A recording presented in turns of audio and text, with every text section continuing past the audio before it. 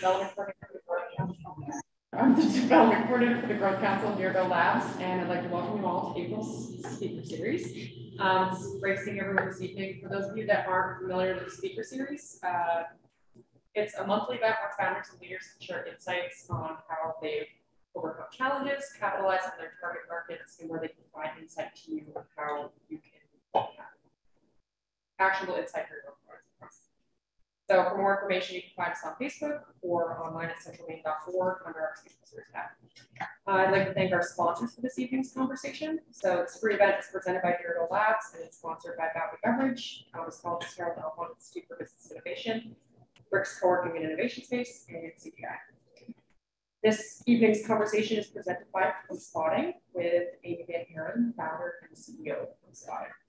In the speaker series, Amy will discuss how Pumpspotting is creating a community for new mothers through personalized breastfeeding and baby feeding support to attract talent and keep employees while removing barriers to success.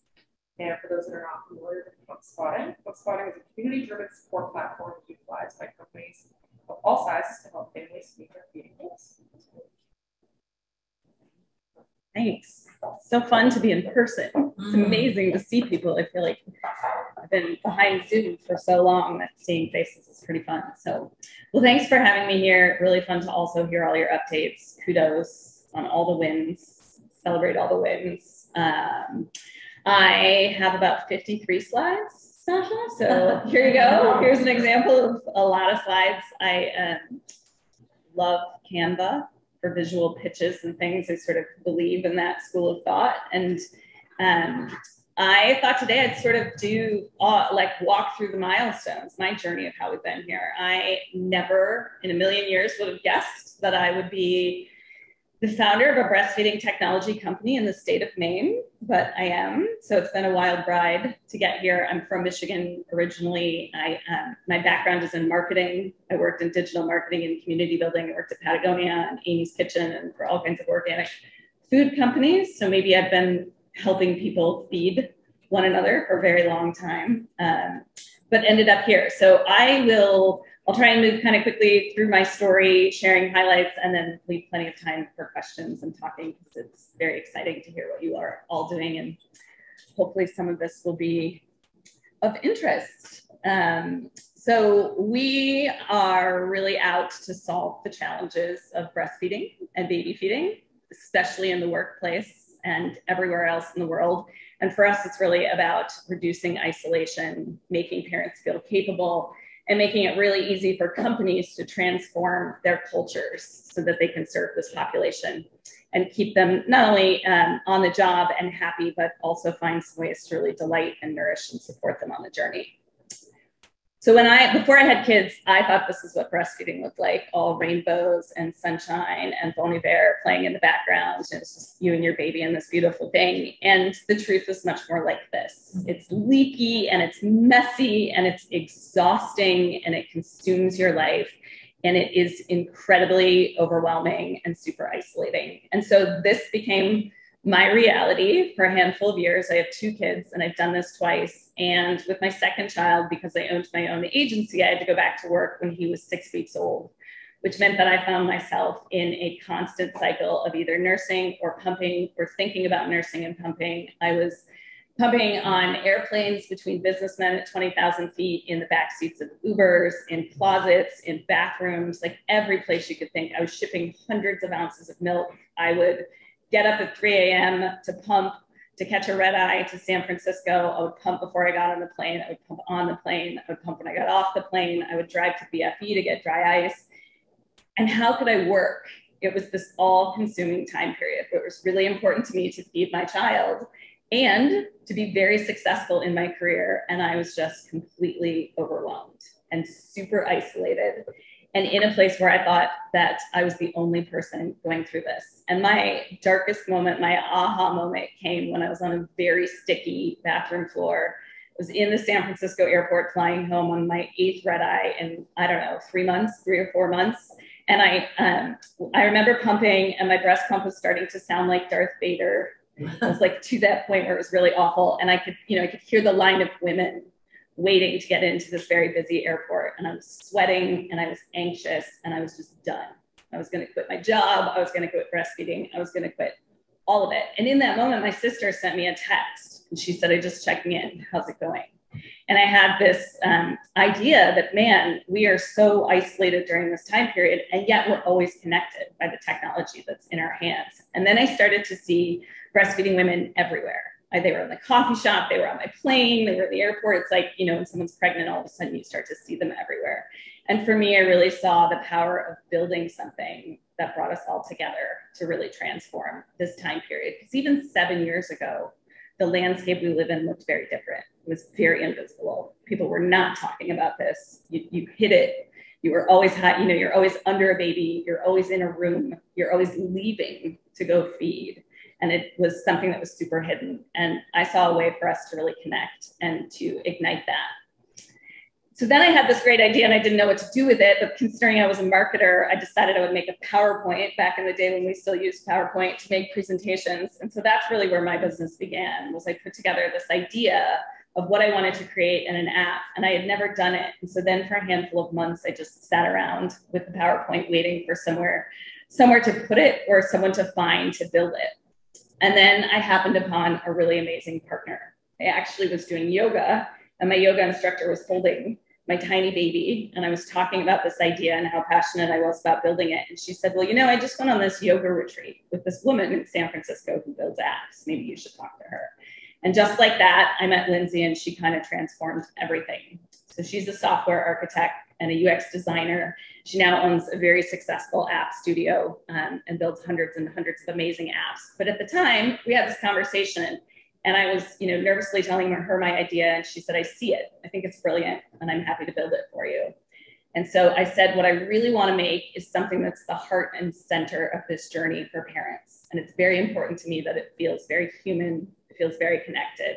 And she said, "Great, leave it with me. Let me come back and we'll get started." And 2 weeks later, she came back with a logo.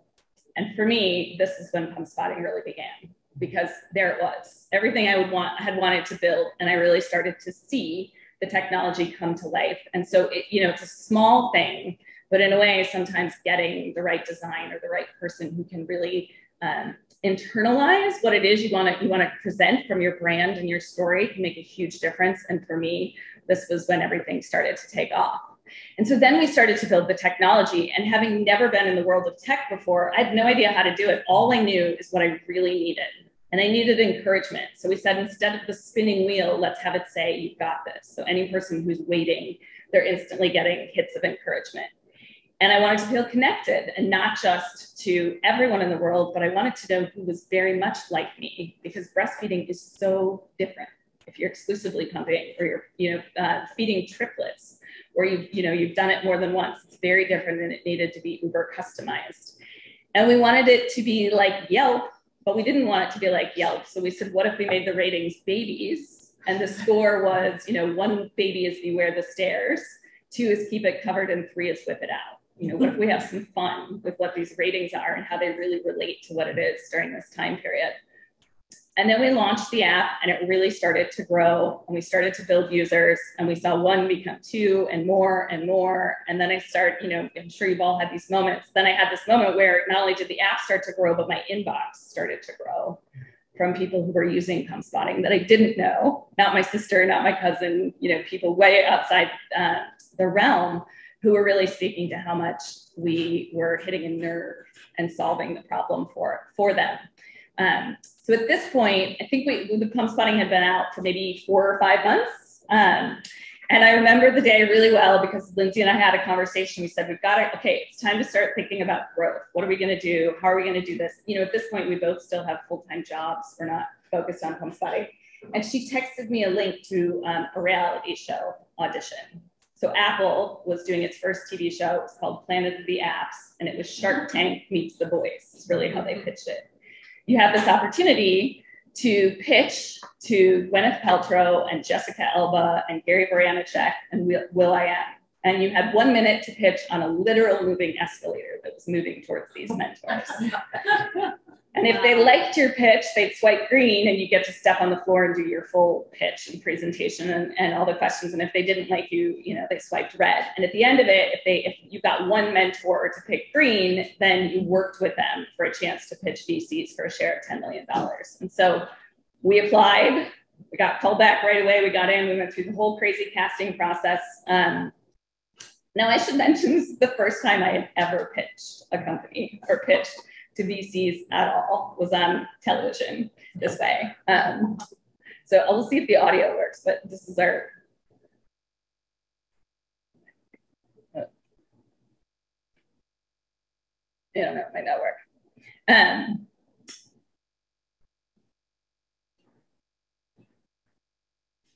We don't have to, but this is our moment. This is us moving on the escalator down towards them. It went really well. Gary Baranachek laughed. We got 4 greens. We got to step onto the floor. We thought we were doing really well. And then we totally bombed once we got on that floor. Like from the very first minute, he started asking questions about our active users and this and that. And I just had never been in this world. So for us, it was brutal. It was very brutal. Gwyneth Paltrow was very sweet. She told us stories about breastfeeding herself. And so she was super on board. But it was really, really intense. We didn't make it forward. In fact, I was so flustered, I tried to walk up the escalator when I left. Maybe a claim to fame. For a very long time. And you know, probably like the rest of you, as soon as we got done with this, we pretty much went to the bar and just drowned our sorrows in tequila. Because it was, you know, the greatest moment of failure. We were so sure someone was gonna, you know, go forth with what we were. So we had a lot of alcohol and a lot of drinks and a lot of time to process what that was. And then we woke up at 4 a.m. the next morning and I couldn't let go of something that Gary had said to me.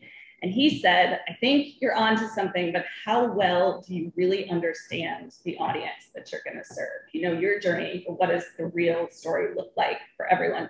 So at 4 a.m. the next morning, Lindsay and I woke up with an idea. We said, well, we're going to buy a bus and we're going to turn it into a nursing and pumping suite and we're going to go across the country.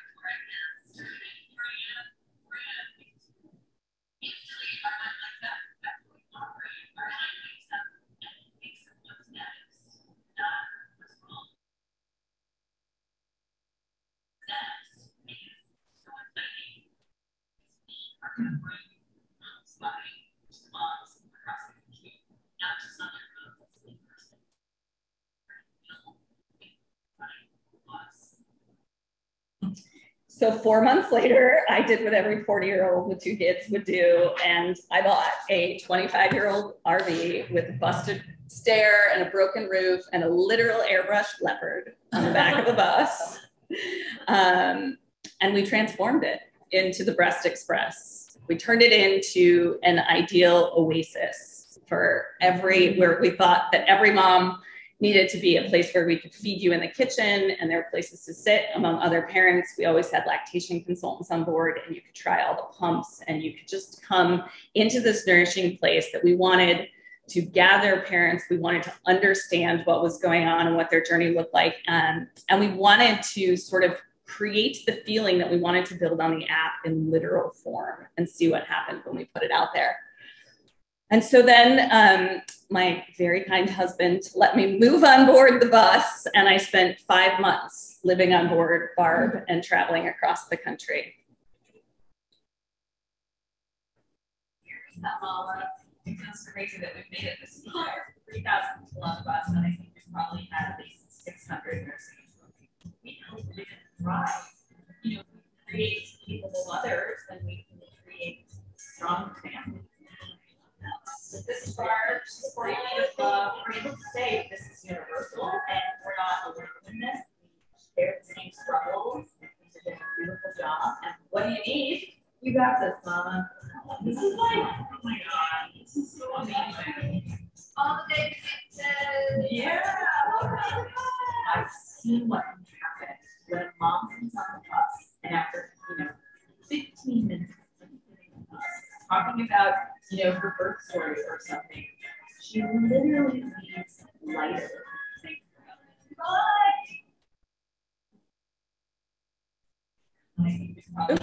Hold on just a sec. There we go.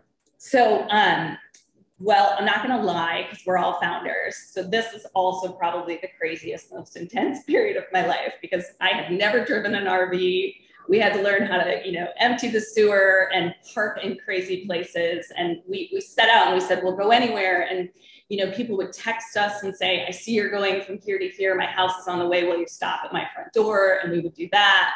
We stopped at the St. Louis the fair and hospitals and birthing centers. And we stopped at IBM and all kinds of employers and companies. And to take something of this on was really transforming for us as a company in terms of what we learned and what we understood and just, personally. And at the same time, it's the most stressful thing I've ever done. So it was really putting ourselves out there in a giant way. And what we did is took the learnings from that experience and really turned it into the technology. We learned that parents really, they don't want to just track ounces. They want to know how far they've made it because that devotion day in and day out to this act adds up in a really viable way. So we created a profile that really lets you see how the progress you're making towards your goal. They wanted to talk to lactation consultants, not once after the hospital, but every time they got anxious and they had a question in their head. So we built that into their app. And they wanted to know which pizza joint had really friendly wait staff, not just where's the place to pump, but who is creating cultures. And so we created that. And we really turned everything that we learned into an experience that we knew would resonate. One of the other places we went was NASA, which was really amazing. Not only did we meet some astronauts who pumped before they went in space, which was pretty cool, overall, is that this is where the next aha really unlocked for us. Now, I knew from my personal journey how much breastfeeding in the workplace was the hardest pain point. But on this tour, it became blatantly obvious that there was a real crisis among moms, and there was a real crisis among employers of how the heck do we actually tackle this? No one understands what workplace lactation support looks like. What does that mean? How do we do it? Moms were frustrated. They were scared to talk to their employers. Employers said, well, we have a chair or a space that they weren't getting, they weren't covering it. And there was this huge disconnect. And when we were at NASA, we sat down with 30 of their parents, and there was a moment in the room where one of the moms raised her hand and she said, I am the only new parent in my building, and I've never felt so alone coming to work. And she was on a campus of 13,000. So for the first time when she sat in that room with all those other moms, she said, I've renewed my faith in my job, that other people are here like me.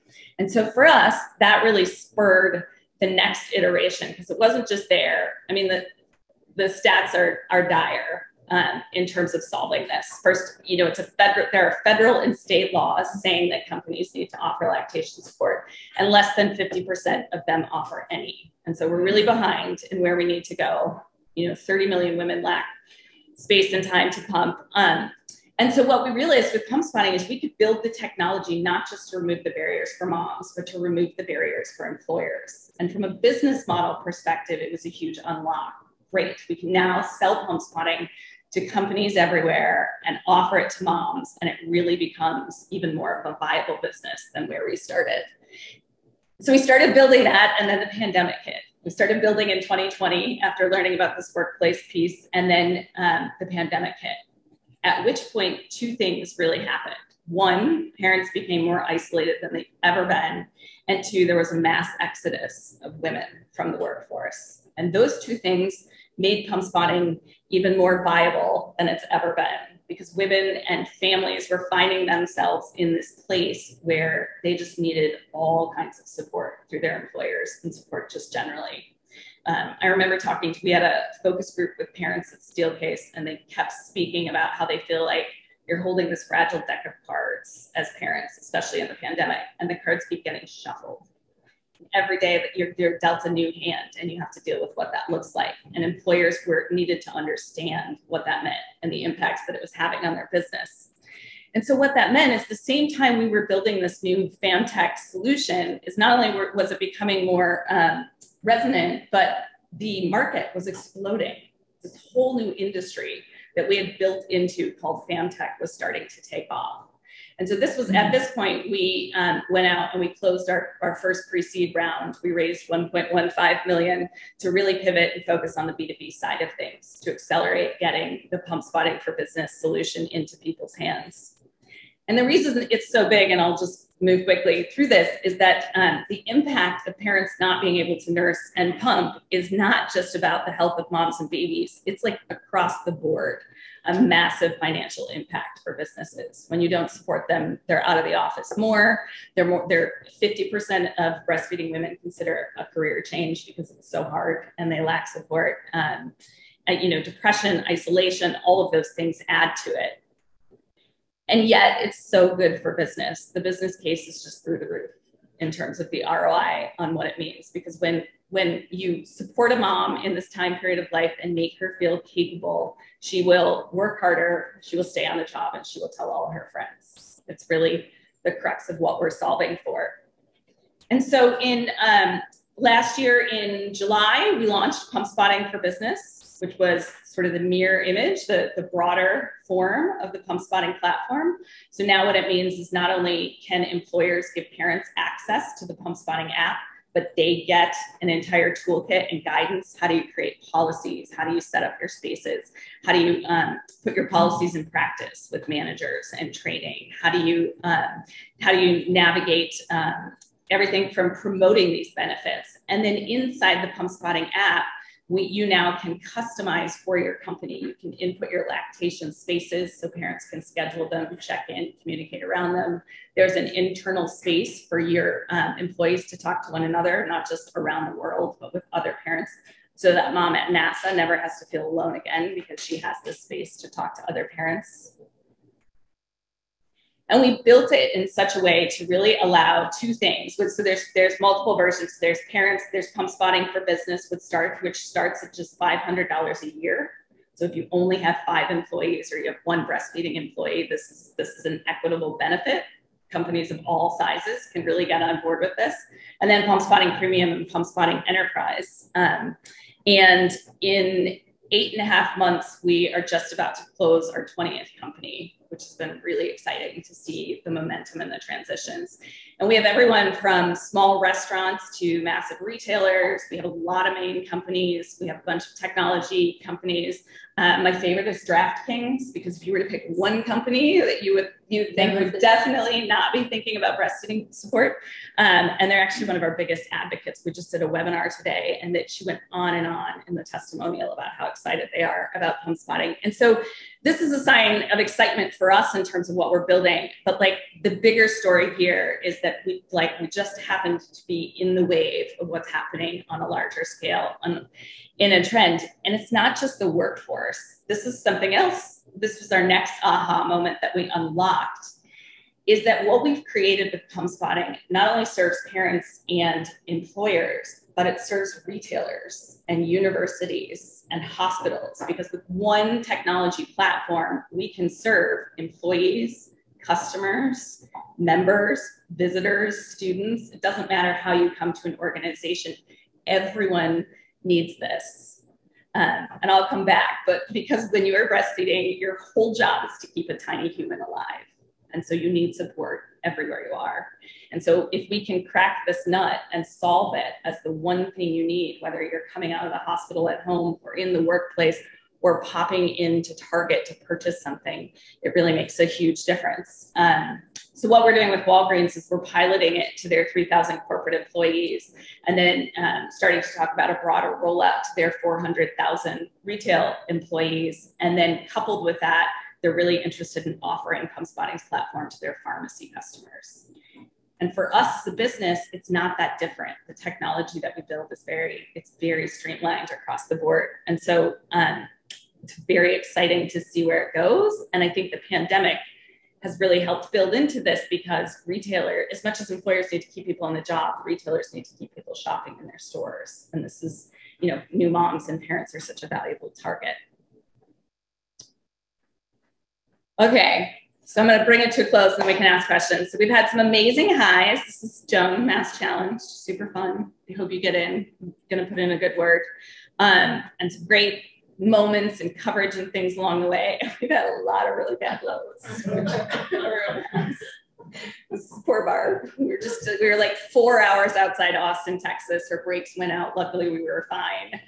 But it was, 85 degrees, and we spent 7 hours waiting for a flatbed tow truck. You can't just have like a regular tow truck with a, 40-foot RV. And so there were lots of moments along the way, not just metaphorically challenging, but, there's been a lot of moments where it's been hard. And I'll be completely honest that, again, being a female founder in the state of Maine and trying to pitch a breastfeeding company has been really challenging. It's been, even where we are now, there's been this explosion of postpartum and FamTech, and things are starting to change. It's still really challenging. But one of the first pitches I did down in Boston, there were probably 55 male investors in a room and 2 females.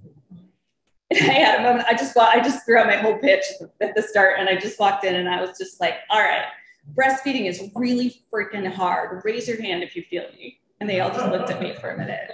And then they started to laugh. And I was like, all right, you're going to have to take my word for this, because I didn't know how else to think, because it's so challenging to talk about something that people sometimes are so removed from. And yet the impact is not niche. It's massive in terms of what we're doing for health and families. So I've learned a lot about investors and pitching and storytelling, and really how we take people on this ride. And I know you are all connected, but I can't say enough about how much I love being a founder in Maine.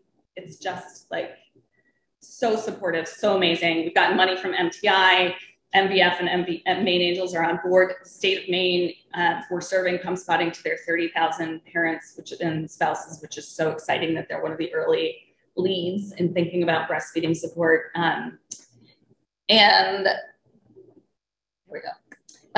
So we don't always know where we're going. We know we have a vision, we take the milestones, we track, we pivot, we do all those things, but we do always know who we serve. And I think for me, that has made a huge difference. And I'm going to leave you with my 6 founder takeaways. These are the 6 things I think have been most helpful for me. And the first is to fall in love with the problem and not your solution, because your solution may change 100 times. And you never know where the customer channel or the market channel is going to open up, or which feature people are going to fall in love with that surprised you. But if you really fall in love with the problem you're solving, I think you come energized every day to how you make a difference.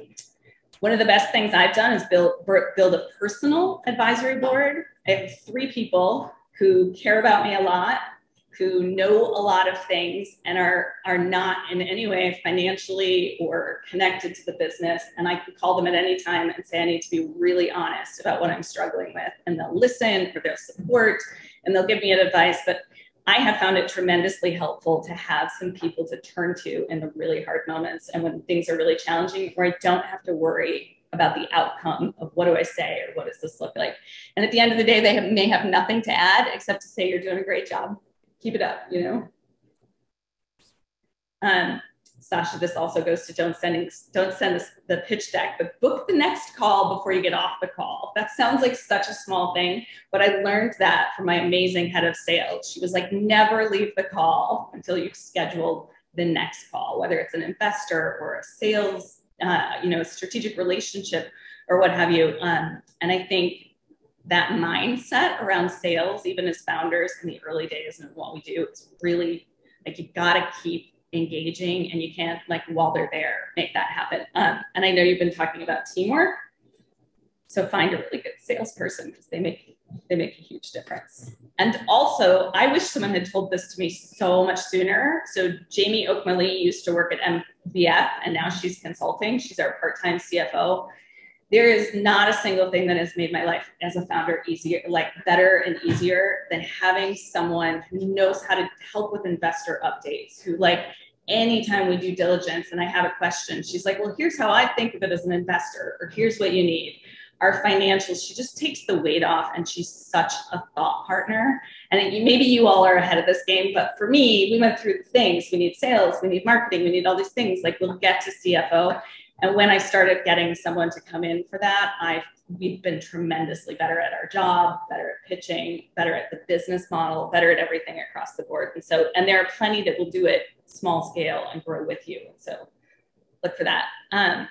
lean into your superpowers.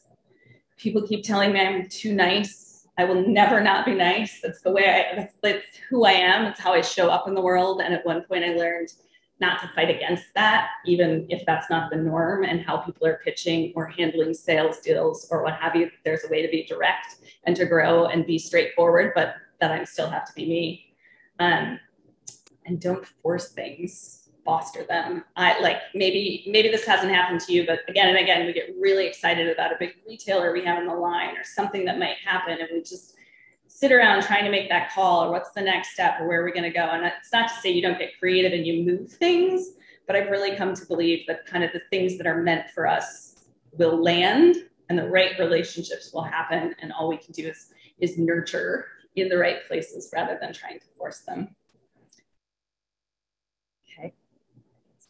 Thanks, everyone. That was really amazing. Wow.